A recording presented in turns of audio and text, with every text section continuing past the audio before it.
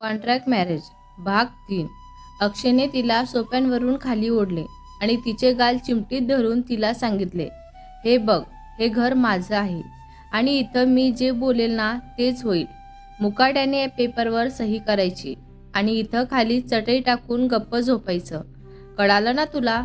आणि अजून एक, इथून पुढं माझ्या परवानगीशिवाय तू माझ्या कोणत्याही गोष्टीला हात लावायचा नाही, दखल देऊ शकत नाही. कळालं का तुला? आणि इथं राहायचं असेल ना तर या 3 गोष्टी पक्क्या लक्षात ठेवायच्या. माझ्या कोणत्याही वस्तूला हात लावायचा नाही, मला स्पर्श करायचा नाही, माझ्या व्यवसायात दखल द्यायची नाही, समजलं का? तरच इथं राहायचं, नाहीतर तुझा रस्ता मोकळा आहे तुझ्यासाठी. अक्षयने असं म्हणताच परी पटकन खाली बसली. तिला कळालंच नाही काय चालू आहे ते. म्हणून इतक्या लवकर आयुष्यात वेगळे वळण घेईल असं तिला कधी वाटलंच नव्हतं. ती मान खाली घालून रडत बसलेली होती. तिला असे बघून अक्षयने तिच्याकडे पाहिलं व ओठांचे कोपरे दुमटून हलकं हसत वॉशरूममध्ये निघून गेला. फ्रेश होऊन तो आला तरीही परीचे त्याच्याकडे लक्ष नव्हते. ती तिच्या विचारातच होती. तिचे वॉर्डरोबमधील कपडेही अक्षयने जमिनीवरून टाकून दिले होते. त्याने एकदा परत तिच्याकडे पाहिलं, वर लाईट बंद करून झोपी गेला. परी रात्रभर रडत तसाच विचार करत तशीच झोपी गेली होती. पहाटे पहाटे तिचा जरा डोळा लागला होता, पण तोवर तिच्या अंगावर थंड पाणी पडलं तशी ती खडबडून जागी झाली. पाहिलं तर अक्षय समोर उभा होता. त्याच्या हातात पाण्याचा जग होता. तिने थोडं चिडूनच त्याला विचारलं. परी म्हणाली, ही कोणती पद्धत झाली मला उठवायची? माझ्या अंगावर पाणी टाकायची तुमची हिंमत कशी झाली? अक्षय म्हणाला, मी असंच करतो, मला असंच उठवायची सवय आहे. हिंमत म्हणजे माझं घर आहे हे हिंमत मला सांगू नकोस तू. अक्षयने तिला सांगितलं. ती त्याच्याकडे बघतच पाय आपटतच वॉशरूममध्ये निघून गेली. ती गेली तसं त्यानेही मनातच सुस्कारा सोडला. कारण तिच्या अंगावर पाणी जरी त्याने टाकलं असलं ना तरी त्यामुळं भिजलेलं तिचं रूप बघून काही क्षण तोही विचलित झालेलाच होता. तरी चेहऱ्यांवर न दाखवता तो बाल्कनीमध्ये गेला. आपण जे काही करतो ते बरोबर की चूक या विचारातच तो सुद्धा होता. तेवढ्यातच दाराच्या आवाजाने त्याचं लक्ष विचलित झालं. त्याने मागे वळून बघितलं तर ती अंघोळ करून खाली आलेली होती. केस धुवून मोकळे सोडलेले होते तिने. कोणताही मेकअप बिना मेकअपची होती ती. खरंच खूप सुंदर दिसत होती ती आज. हलकी गुलाबी रंगाची साडी घातलेली होती, त्यावर ब्लॅक कलरचं ब्लाऊज खूप सुंदर दिसत होतं तिच्या गोऱ्या अंगावर. तिने केस पुढे घेतले आणि याच्या मात्र काळजाचा ठोका चुकला, कारण ब्लाऊजचा मागचा गळा खूपच डीपमध्ये होता. जवळजवळ तिची पूर्ण पाठच त्यामुळं दिसत होती. तिने तसेच केसांना ड्रायरने सुकवले आणि केसांचा बन बांधला होता आणि खाली जायला निघाली होती. त्याने ते बघितलं आणि तिला अडवलं. अक्षय म्हणाला, काय विचार केलास मग तू कॉन्ट्रॅक्टचा? काही विचार केला असेल ना? परीने मोठा श्वास घेतला आणि मागे वळून त्याला म्हणाली, मला हे कॉन्ट्रॅक्ट मान्य आहे. मी तयार आहे त्या कागदपत्रावर सही करायला. पण माझी एक अट असेल.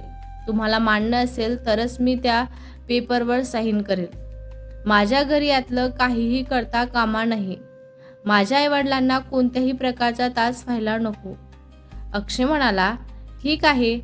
तिने त्या पेपरवर सही केली आणि त्याच्याकडे ते पेपर्स देऊन खाली निघून आली. पण इकडं तिची पाठ पाहून मात्र त्याची चिलबिल चालू झालेलीच होती. त्याने पुढे जाऊन डोअर लॉक केलं आणि तिला तिथंच डोअरला पकडून मागे टेकवलं. तिच्या डोळ्यात बघत त्याने तिचे केस मोकळे सोडले. तिला तर एक सेकंद काय झाले काही कळालंच नाही. पण जसे केसांचा स्पर्श पाठींवर झाला तसे तिचे डोळे मोठे झाले होते. त्याने तिच्याकडे बघताच डोअर अनलॉक केला आणि निघून गेला. तो गेला तरीही ती तिथंच उभी होती. रियाने तिला हाक मारली तेव्हा कुठं ती भानावर आली होती आणि तिच्यासोबत खाली गेली. खाली जातानाच तिने इकडं तिकडं न पाहता किचनमध्येच एंट्री केली. कारण मगाशी झालेल्या गोष्टींमुळं अजूनही तिचं हृदय धडधड करतच होतं. खाली आली तर मॉम आणि काकी नोकरांना नाश्त्यांची ऑर्डर देतच होत्या. ते तिला दिसलं. तशी ती त्यांच्याकडे गेली. परी म्हणाली, आई, मला काही काम सांगा ना, मी करते काहीतरी. आई आणि काकी तिच्याकडे बघून हसू लागल्या होत्या. मॉम म्हणाली, तुला काम तर आहेच ना, कारण आज तुझा किचनमधला पहिला दिवस आहे ना बाळा. तुला तर मी सांगणारच आहे. तर तुझ्या हाताने गोड काहीतरी बनव. तुला जे छान बनवता येईल ते बनव. चालेल ना तुला? परी म्हणाली, हो आई, बनवते मी. मग आई आणि काकींनी तिथल्या नोकरांना तिला हवी मदत करायला सांगून बाहेर आल्या होत्या. इकडे तिने नोकरांना घरात कोणाला काय आवडतं विचारून प्रत्येकाच्या आवडीचा नाश्ता आणि गोड मध्ये गाजरचा हलवा बनवायला घेतलेलाच होता. नाश्त्यांची वेळ झाली तसे सगळेजण टेबलवरती येऊन बसलेले होते. आज इतके पदार्थ नाश्त्याला बघून रिया, निकिता तर हवेतच होत्या. तर अंकित आणि नैनाची टॉम जेरीची भांडणं सुरू झालेलीच होती. अक्षय येताच तिथल्या मेडने नाश्ता सगळ्यांना करायला दिला. आज गाजरचा हलवा बघून रिया, नैना, अंकितने एकमेकांकडेच बघितलं. अक्षयनेही गाजरचा हलवा बघताच प्लेटमधील नाश्ता ब्राऊनमध्ये घेतला व गाजरचा हलवा वाढून घेतला होता. त्याला प्रचंड आवडायचा गाजरचा हलवा, त्यामुळे सगळेजण फक्त बघायचे काम करत होते. परीही बघतच बसलेली होती त्याला. त्याच्या खाण्याच्या पद्धतीवरून तर त्याला हलवा आवडत असणारच असं तिला सुद्धा वाटतच होतं. पण तो काहीच न बोलता खातच होता. सगळेजण नाश्ता करू लागलेले होते, पण टेबलवर कुणीच काही बोलत नव्हतं. आणि कारण त्या घराचा नियमच तसा होता. नाश्ता करताना किंवा जेवण करताना कोणीही बोलत नव्हतं. म्हणून परीला कळेनासच झालं की नाश्ता कोणाला आवडला की नाही म्हणून. सगळ्यांचा नाश्ता झाला तसे आजींनी परीला जवळ बोलावलं आणि तिला नथ दिली. ती संकोच करत होती, पण आजी म्हणाल्या, परी, आजचा हा तुझा हक्क आहे बाळा, तू सोडू नकोस, घे. तू केलेला नाश्ता खरंच खूप सुंदर केला होतास बाळा. आम्हाला खूप आवडला आणि हलवा तर खूपच जास्त टेस्टी झाला होता. तर इकडे हलवा परीने केला हे कळताच अक्षयला सुद्धा ठसका लागला. मॉमने त्याला पाणी दिले. सगळ्यांनी त्याला विचारले, हलवा कसा झालेला होता? अक्षय म्हणाला, चांगला आहे असे सांगून कल्टी मारली. काय करणार ना तो, तिची स्तुती तो नव्हती ना करायची त्याला. म्हणून दुपारी सगळ्यांचं आवरल्यावर मगच परी वरती बेडरूममध्ये आली होती. रात्री अक्षयने खाली टाकलेले तिचे कपडे तिने तसेच बॅगमध्ये भरले होते.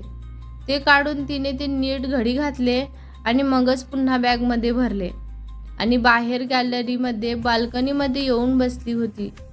रात्रीचा सगळा प्रसंग तिच्या नजरेसमोर येऊ लागलेलाच होता. तिला राहून राहून तेच आठवत होतं. अक्षय असं कसं करू शकतात ना माझ्यासोबत? अशा अटी का टाकल्या असतील त्यांनी माझ्यासोबत? नक्की काय चुकलेलं आहे माझं, मला सुद्धा कळत नाही आहे. विचार करत करत ती तिथंच झोपी गेली. खरं तर तिला विश्वासच बसत नव्हता या सगळ्या गोष्टींवर. अक्षय असं काही वागेल यावर तिला तर विश्वास सुद्धा बसत नव्हता. रात्री अक्षयने कॉन्ट्रॅक्टचे पेपर वाचायला दिले तेव्हा परी वाचत होती. त्यात लिहिलेल्या अटी म्हणजे खरं तर परीच्या आयुष्यातील केलेला सौदाच होता.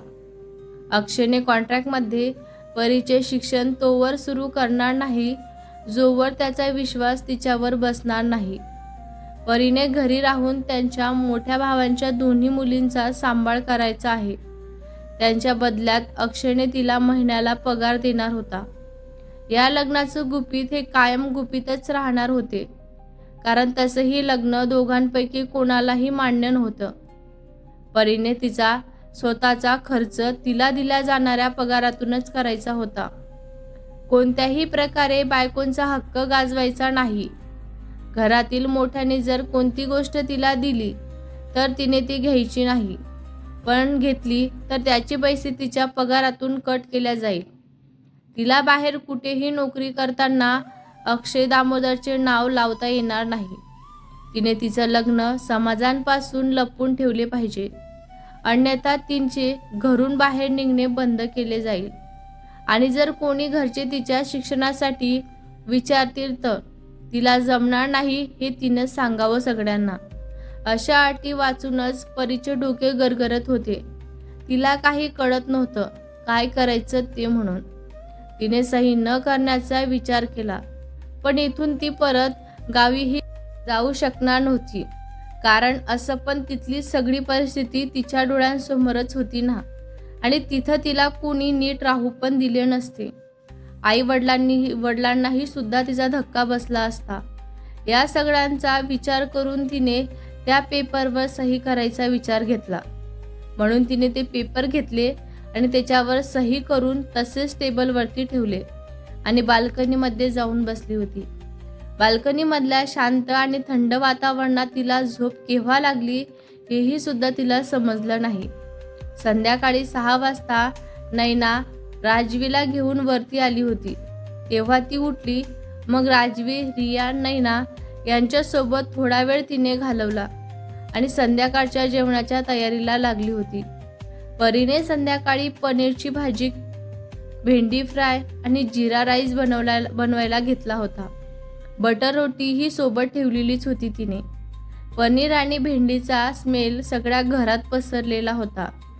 नुसत्या वासाने सगळ्यांची भूक चावडलेली होती. सगळ्यांना खूप जोरात भूक लागलेली होती. सगळे डायनिंग टेबलवरती आल्यावर परीने सगळ्यांची पानं वाढली आणि हवं नको बघायला तेथेच उभी राहिली होती. अक्षयनेही आज लवकर आलेलाच होता.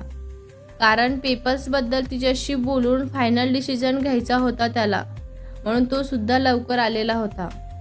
आल्यावरती तो वरती गेला तेव्हाच त्याने ते सही केलेले पेपर्स बघितले आणि होठातच हसला. वेलकम टू हेल परिधी असं म्हणून खुन्नसी हसला तो आणि जेवायला खाली आला. आज त्याच्या आवडीचं जेवण बघून त्याने सकाळसारखंच पटपट खायला सुरुवात केली होती. आजींनी परीलाही बसायला सांगितले होते पण परीने ते टाळले. कारण अटीनुसार ती फक्त राजवी आणि चिकूची केअरटेकरच होती. म्हणून ती म्हणाली की आजी मी नंतर बसते, तुम्ही सुरू करा ना, मी बघते कोणाला हवं नको ते. मॉमनीही तिला आग्रह केलाच होता पण तिचं उत्तर तेच होतं. म्हणून मग सगळे बसले जेवायला. परीच्या हाताला खरंच खूप छान चव होती. खूप टेस्टी जेवण बनवत होती ती. डॅडनी पण परीचे भरभरून कौतुक केलेले होते. अक्षय मात्र काहीही न बोलता वरती गेलेलाच होता. परीने मनातच म्हणाली, खडूस कुठला, कडू सायको कुठला आहे तो. केलं कौतुक असतं तर काय बिघडलं असतं याचं. 2 शब्दच तर बोलायचे होते ना. परीचे जेवण झाल्यावर ती सर्वांसोबत हॉलमध्ये बसली होती. आजी, मॉम, काकी, डॅड, काका सगळ्यांसोबत तिला खूप छान वाटत होते. वरती लवकरच जायचं नाही असा विचार काढून ती तिथं बसलेली होती. पण तेवढ्यातच परी असा आवाज आला.